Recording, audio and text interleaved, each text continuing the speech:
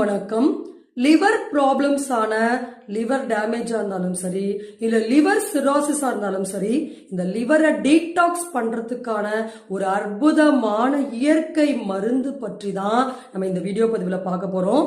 அந்த ஒரு மருந்துடைய சிறப்பு பற்றி ஔவையார் 2 வரிகள்ல சொல்லியிருக்காங்க. அதை பார்த்து விட்டு நாம் இந்த பதிவை தொடங்கலாம்.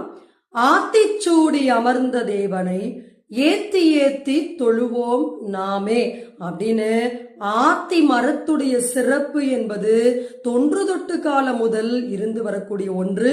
அப்பேற்பட்ட அந்த ஆத்தி மரத்தை வைத்து கல்லீரல் இருக்கக்கூடிய வீக்கமானாலும் கல்லீரல் இருக்கக்கூடிய பல்வேறு பிரச்சனைகளை எப்படி நாம் எளிமையாக கையாள முடியும் அப்படின்னு நம்ம தொடர்ந்து பார்ப்போம். கல்லீரல் சம்பந்தப்பட்ட எந்த விதமான பிரச்சனையா இருந்தாலும் சரி, மஞ்சள் காமாலைன்னு சொல்லக்கூடிய